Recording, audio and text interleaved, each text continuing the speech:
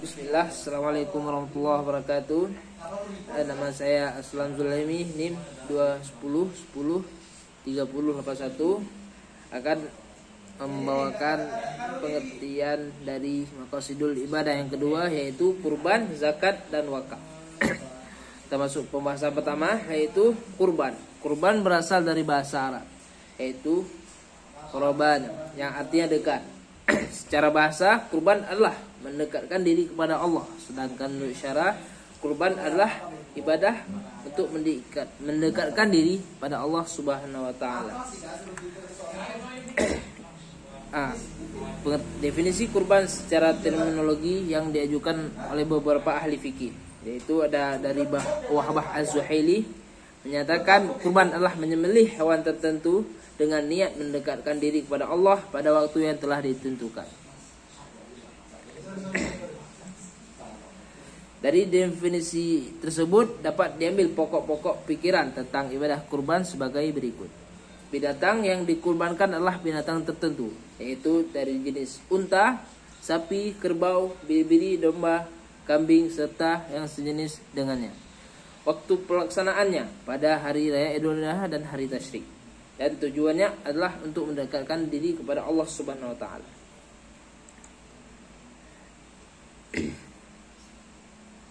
Aplikasi dari konteks kurban adalah menjaga agama, hifz ad-din. Ibadah kurban menghasilkan sumbangan yang besar dalam menjaga masalah ummah.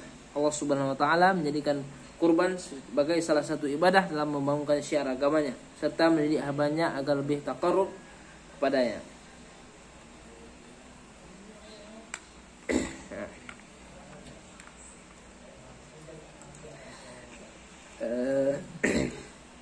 Ya, kita lanjut ke definisi zakat. Zakat secara bahasa merupakan bentuk masdar dari kata zaka yuzaki, zakah, yang artinya nama atau tumbuh. Imam An-Nawawi berkata, zakat secara bahasa berarti berkembang dan mensucikan. Adapun pengertian zakat secara istilah fikih diantaranya sebagaimana dikatakan oleh Ibnu Qudamah, bahwa zakat adalah hak dari harta yang harus ditunaikan dan zakat merupakan salah satu rukun dari rukun-rukun Islam. Maqasid zakat yang bersifat keagamaan. Maqasid din, zakat memiliki maqasid ruhiyah yang sangat tinggi, dengannya iman seorang muslim semakin tumbuh berkembang.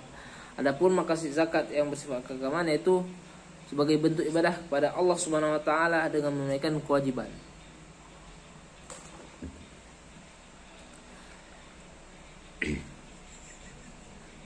Adapun ada beberapa maqasid ijtimaiyah dari adanya syariat zakat, antara lain mempererat ikatan sosial di antara kaum muslimin. Tujuan zakat yaitu supaya setiap muslim merasa bertanggung jawab terhadap saudara muslim lainnya.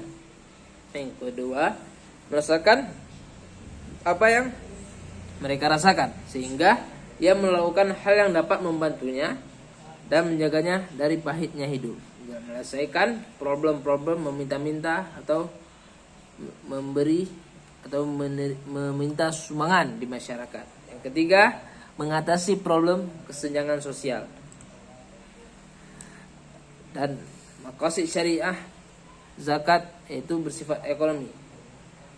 Adapun maqasid syariah dari zakat adalah zakat dapat mencegah dari pemindaman harta. Itu yang kedua, zakat dapat mencegah kefakiran. Islam menyediakan sistem jaminan sosial berdasarkan kelembagaan zakat. Yang keempat, kita masuk ke pembahasan wakaf. Yang ketiga,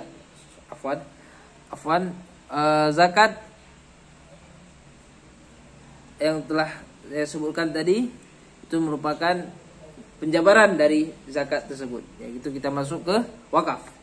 Adapun wakaf secara bahasa adalah menahan, sedangkan secara istilah wakaf yaitu menahan harta Allah yang memungkinkan untuk diambil manfaat darinya, disertai tetapnya harta tersebut.